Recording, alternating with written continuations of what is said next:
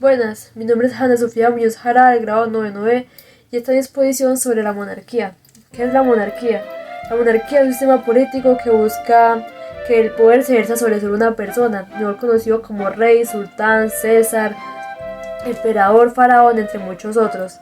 Con ello podemos ver que esa persona es el poder y es el cargo, y que su poder solo puede ejercerse hasta la muerte, aunque también este poder puede expandirse o limitarse dependiendo del tipo de monarquía que ejerza. ¿Cómo surgió la monarquía? La monarquía es una de las formas más antiguas y famosas de gobierno en el mundo, y podemos ver su ascendencia desde el 9000 a.C., con lo que podemos llamar el periodo neolítico. En ello la sociedad ya estaban asentando en ciertos lugares determinados para vivir, y con ello también estaban desarrollando en diversas actividades como era la agricultura y la ingeniería. Y pues también las evidencias arqueológicas como las tumbas nos demuestran que desde ese entonces ya existía gente con mayor poder entre la multitud. Y también podemos ver claros ejemplos como eran la epopeya de Gilgamesh, que en ella se decía que a los monarcas lo veían como tiranos de origen divino. Y también tomando claros ejemplos como los imperios de Sumeria y Egipto, que este último recordado por haber sido uno de los reinos más antiguos gobernados durante 3 milenios por los faraones. Y si seguimos con el hilo de la historia monárquica, podemos llegar hasta Grecia en la Edad de Bronce final y ciudades al norte de Italia como lo fueron Roma, fundadas en el 500 y 700 a.C. Y con ello podemos ver la complejidad de la antigüedad de la monarquía. Aunque cabe aclarar que en ese momento también Grecia está desarrollando una forma política de que era la democracia, y con ella instauraba que las ciudades-estado debían ser independientes. Estas ideas fueron tomadas por la República Romana, y con ello llevó a una gran ascendencia a su imperio, gracias a las conquistas y el grande poder que tenía. Pero el problema fue que estas ideas también llenaron mucho la cabeza de los líderes romanos, y con la caída de su líder Julio César se vio en la obligación a su heredero Octavio a volverse el monarca, y con ello también vimos la gran alza que este llevó a Roma, gracias a las conquistas y grandes formas de poder que él pudo mandar en toda Roma, y con ello la destacaban entre todos los demás imperios. El problema es que en este momento también se vio la caída del Imperio Romano, y con ello dejó una gran inestabilidad política en toda Europa, ya que muchos querían ejercer ese poder y con ello se crearon muchas guerras para poder tomarlo. Aunque también cabe aclarar que en este momento también se están uniendo muchos territorios para crear otras nuevas entidades poderosas como fue el Imperio Chino. Volviendo al hilo de Europa, este lugar estaba muy inestable, ya que había muchas guerras para tomar el poder y mucha gente quería tener este poder en sus manos. Y esta gente se defendía coronándose con el clero cristiano, que era como la autoridad divina. Durante mucho tiempo estas guerras fueron ya como calmándose un poco y ya se fueron creando nuevos reinos medievales, y podemos ver su fundación como fueron los vándalos, burgundios y los francos, y también podemos ver su evolución a lo que fueron los reinos medievales posteriores, entre ellos incluyendo a los cristianos islámicos como fueron Francia, Portugal, entre muchos otros. La monarquía y su historia, con la monarquía y su historia podemos ver que muchos acontecimientos trajo esta forma de sistema político, como fueron causas, problemas, revoluciones y todo ello. Pero una destacable con lo que podemos llamar el inicio y el fin fue con el mencionado monarca Luis XIV, que los ideales de él fueron instaurar una monarquía absoluta, que la idea era que ejerciera el poder solo en sus manos.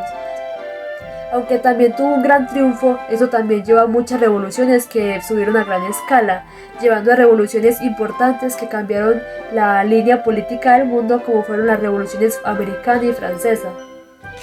Ya con estas grandes revoluciones se pudo ver que muchos imperios y reinos cayeron, y aunque pudieron levantarse así fuera los escombros, también fueron arrasados por la Primera y Segunda Guerra Mundial, que se llevó a los que fueron grandes imperios como el Imperio Austriaco y Otomano, o también en los reinos italiano y coreano.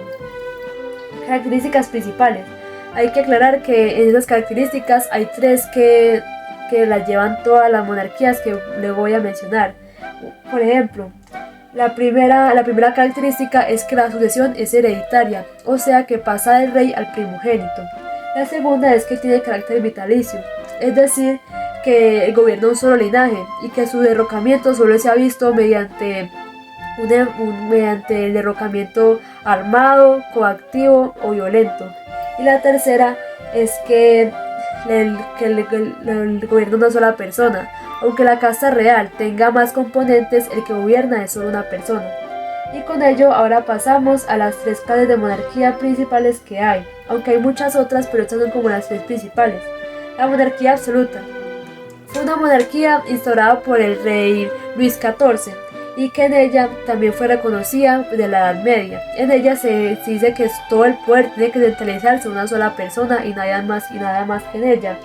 Y pues aunque estas han evolucionado, se ven casos como Arabia Saudita donde aún se conserva una monarquía absoluta. Ahora vamos con la monarquía constitucional, que fue creada mediante la Constitución francesa de 1791. En ella se ve como una separación de poder entre lo que es el gobierno, que sería como la corona, y la política. Con ella se ostenta de que el rey como que maneja el poder ejecutivo pero no el legislativo, y pues este último es llevado a cabo por una asamblea que es elegida por el pueblo. Se puede decir que es como una evolución de la monarquía absoluta, ya que pues como que tuvo esos cambios mediante como de que mucha gente estaba encima de él, que era gente como importante, que buscaba, que iba en busca de los derechos humanos, y también por las revoluciones que ya tenían pisando en el cuello a mucha de esta monarquía absoluta. Ahora vamos con la monarquía parlamentaria, que en esta se dice que hay un mandatario pero no gobierna. Esto ocurre porque ninguno de los poderes recae en el monarca en sí, y ya es como el pueblo quien elige quién los va a gobernar. Y por así decirlo, es como la monarquía parlamentaria, es como en sí una democracia plena, y ya que ningún poder se ejerce como ningún rey, y pues esa separación de poderes se ve claramente. Bueno, ahora vamos con lo que son los objetivos de la monarquía. Estos se pueden dividir en las tres clases de monarquismo. Por ejemplo, en los objetivos de la monarquía absoluta se busca que el poder sea centralizado, que este monarca pueda expandir la economía, tenga un ejército muy fuerte y pueda proteger mayormente sus derechos individuales. En la monarquía parlamentaria se busca que una separación como lo que sería el gobierno político y el Estado, rey o reina, y con ello se vea una verdadera separación de poderes. Y ya en la monarquía constitucional se busca separar verdaderamente los poderes, donde el monarca ostenta como el poder ejecutivo y ya nombrado al gobierno, y ya el poder legislativo lo ejerce una asamblea o parlamento elegida principalmente por los ciudadanos. Ahora podemos ir con lo que son los principales teóricos, aunque sus antecedentes puedan ser como los cacicazgos o jefaturas que se dieron en ese entonces. Hay unos principales teóricos, aunque no podemos llamarlo como decir teóricos, pero que abogaron que esa era como una forma de gobierno, como fueron Platón, San Agustín y Aristóteles. Y también como sus principales usadores, por así decirlo, o como principales personajes de la monarquía, como fueron Nabucodonosor, Luis XIV, Carlomagno, Napoleón Bonaparte y entre otras figuras famosas. Ahora, ¿cómo se desarrolla en la actualidad? Podemos explicarlo con una frase clara que dice: la clave es la fuerza de la monarquía en el siglo XXI. Que la clave de la fuerza de la monarquía en el siglo XXI es que el rey sea percibido como una figura unificadora, por encima de las diferencias históricas entre pueblos. Esto nos quiere decir que en la actualidad, para que una monarquía siga como constante, es que un rey pueda unificar a todos los pueblos sin importar las diferencias históricas que hayan entre ellos. Un ejemplo clave podría ser España o Inglaterra, que esos países mantienen monarquías aún en ellas. Y pues como la unificación del poder, con la unificación del poder de un rey es que ese rey o monarca pueda unir a todos estos sin la necesidad de un enfrentamiento civil como se vieron en épocas anteriores, que esto llevó a muchos países a mucha decadencia, mucha pobreza, mucha hambre, y pues como vemos el objetivo de ellos es que ya no haya más enfrentamientos, por decirlo, porque es un siglo nuevo donde tiene que estar como todos en paz, por así decirlo. Así que con ello vemos que la corona es la que tiene que unir como a todos los pueblos y no crear como un enfrentamiento que los haga volver a caer en lo mismo de antes. ¿En qué lugares del mundo se desarrolla? Aún son existentes en varios países, por ejemplo en 44 de ellos, con un modo de gobierno diferente dependiendo de su cultura y su tipo de legislación y todo lo que tenga que ver con ese país. Unos ejemplos claros serían como la monarquía constitucional de Japón, la monarquía de España e Inglaterra, entre muchos otros países. Muchas gracias.